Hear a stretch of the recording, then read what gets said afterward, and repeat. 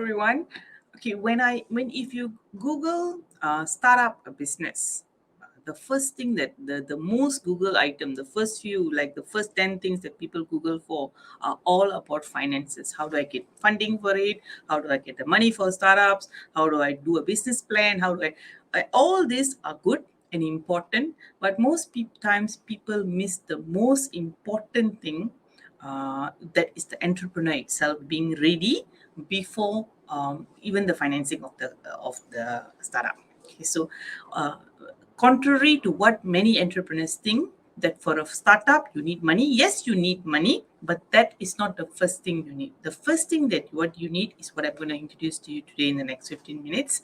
And see, first of all, let me give you some statistics.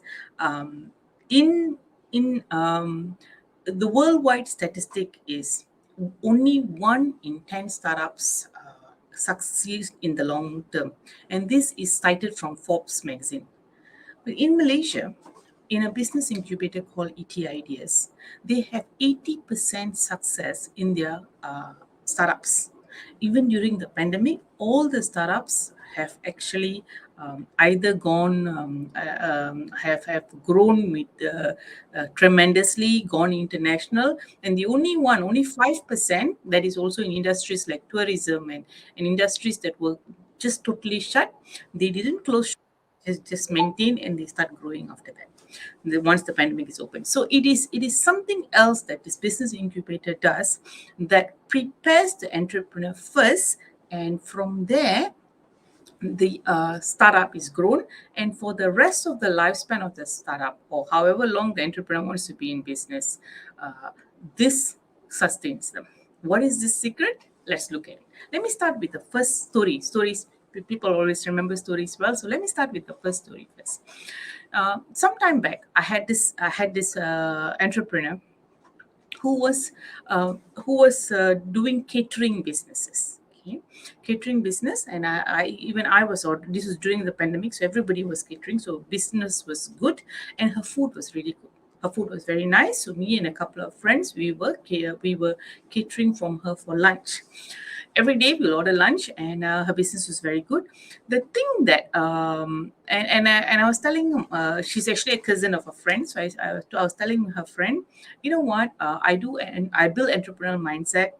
Ask her to come for my class. Then she was saying, why would she want to come for your class? She's already doing well in her business. I said, that's the reason why she should come for my class. Because if she doesn't come for my class, chances are in less than 6 months or even less than 3 months, she will actually stop her business. And then my friend asked me, but how do you know that? I say from experience, and she hasn't built herself as an entrepreneur. So what happened?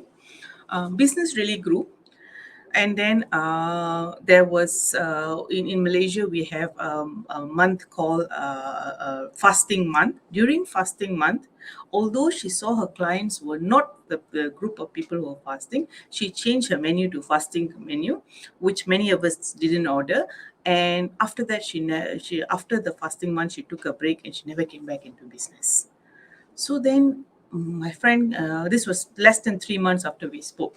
So my friend was very curious, and she came to me and she asked me, you were right. She just stopped her business. And after a while, she went back into finding an employment, which was what she was doing earlier. She said, how did you know? So I said, most times people think you need orders. Yes, you need orders. You need money. Yes, you need money. From orders, you get money, or you can get a bigger amount of money to scale up. But in the main thing, the foundation of an entrepreneur is they must be the mindset of the entrepreneur must be built. If you don't build the mindset, what will happen is they don't have the right habit patterns. They are not able to manage themselves. And if they cannot do all this, when the business start growing, they would actually crack under the pressure. Okay, for example, this particular lady, when the business cooking for 10 people and cooking for 50 people is two different things. So she didn't know how to manage the business. She when more orders came in, yes, she did nice packaging, she got help and all, but she didn't know how to manage the business. She didn't know how to manage the stress, and because of that, most times the mind gets traumatized by it, and it doesn't want to do this entrepreneurship. It's rare, it finds it easier go to actually get a salary. Life is simpler. Okay, for entrepreneurs, for people who want to have startups, yeah, yes, there is the having startup gives you your time freedom, gives you your money freedom, but eventually, in the beginning, when I guide entrepreneurs, which I've learned from ETITs, the business incubator in Malaysia, is for the first 1 year, the whole effort is taken to build the entrepreneur's mindset, not the business plan, not the ideas, but just to build the mindset. And usually we do this sometimes when the person is either in a student still, or when the person is in employment. So to build the mindset, why do we need to build the mindset?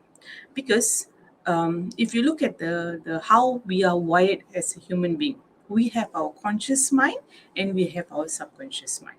Let me put on a slide to show you in graphically how it works. So as human beings, we have our conscious mind and our subconscious mind. Our subconscious mind is the one that controls all the actions that we do. For example,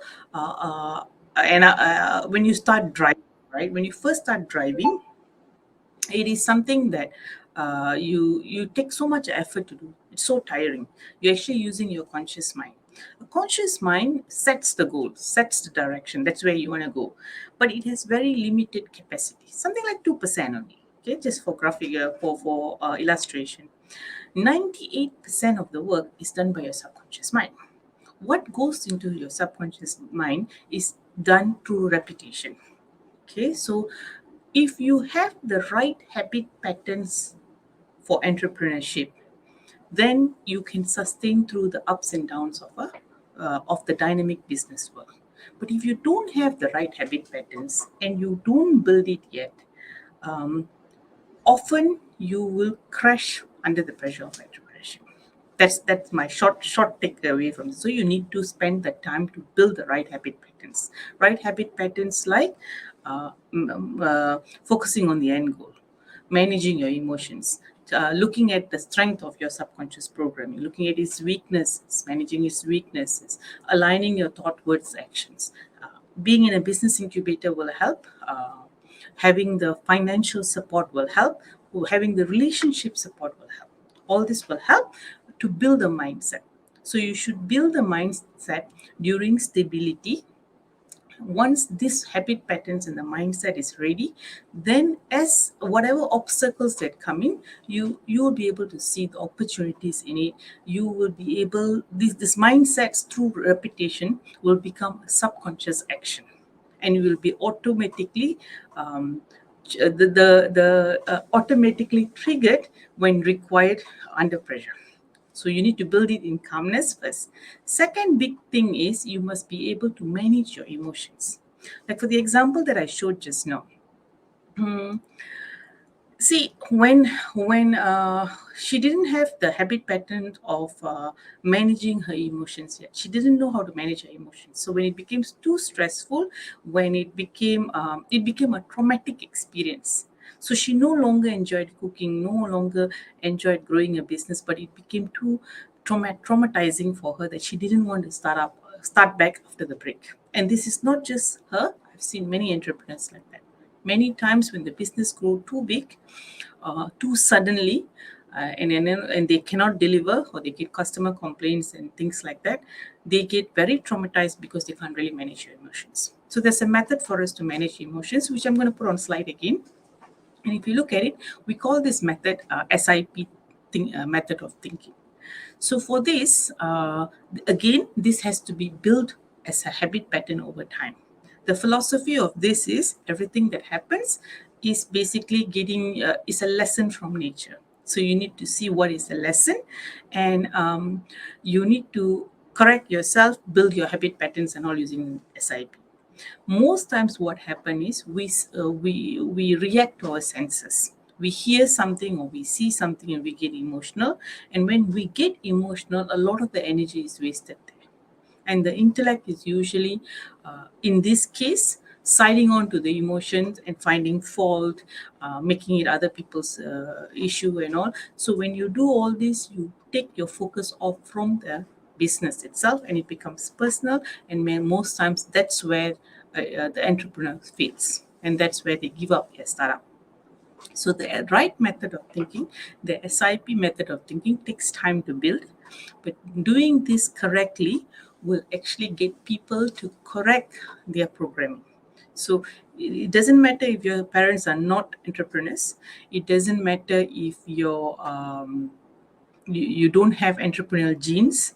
Even if you have entrepreneurial genes, I had another example was, there was someone, one of the person that I was working with, her father was an entrepreneur, but he wasn't a successful entrepreneur. So he was someone who did the business very well, and then he overexpanded and the whole business collapsed.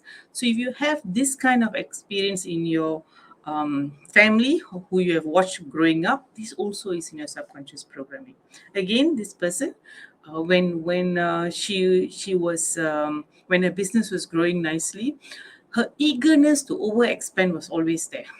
So she was going to commit into overexpanding, getting a huge factory when she wasn't ready. And many times I had to hold her back because her genes are such that it was going to go into over expansion when you're not ready yet, when your finances is not good yet, and you will start collapsing. So one thing that people often do not look at is what is in their subconscious programming. What are the habit patterns that they have? If they have the right ones, how do they leverage it? If they have the ones that's going to stop them, how do they manage it? Usually having a coach will help, someone who can see habit patterns, someone who can see what's in your subconscious programming. Having someone to guide you through that, point you out in that, will help. Once you can correct this, once you can correct your mindset, you build the right habit patterns, right mindset, you learn how to manage your emotions, and you have someone to guide you in making the right decisions, then you get the finances, you will be able to manage it. Otherwise, giving you just finances, even let's say give you 100,000 USD cash fund, you will be able to, you will get all the luxuries of the business. You will hire staff, you'll hire the place and all, but you will not be able to sustain it once the money run out. And that's what happens to many startups, many people who get funding, is they are not ready yet. But if you are ready and then you get the finances, then you will know how to manage it and you will know how to grow the business to the next level. So few people have inherent programming to be entrepreneurs, just like studying for medicine, studying for engineering. Entrepreneurs also should. You need to study for entrepreneurship, but it is in a more practical manner, in a manner where you use this SIP method to learn through the entrepreneurship itself. But through the entrepreneurship, you learn how to manage your emotions and you learn how to uh, um, look at your habit patterns. So that's it from me. It is a very complicated but necessary topic, because if you can do the foundation right, then you sustain the journey of entrepreneurship. Your startup sustains the rides through the ups and downs. You recognize opportunity differently, and during difficult times, you will actually still know how to look for opportunities in it. That's how the mindset works. And that will solve a lot of, that will prevent a lot of financial, um, early financial investment will actually result in losses, or startups closing out once the finances run out. So this will prevent a lot of financial losses, will prevent a lot of mistakes that's commonly made. So yes, build your mindset, learn how to manage your emotions, and do stay more connected to me. You can connect to me on LinkedIn. Stay connected to me, and I'll publish more of my work and the journals that I'm publishing on managing your emotions and also building an entrepreneurial mindset. See you then, and wish you all the best.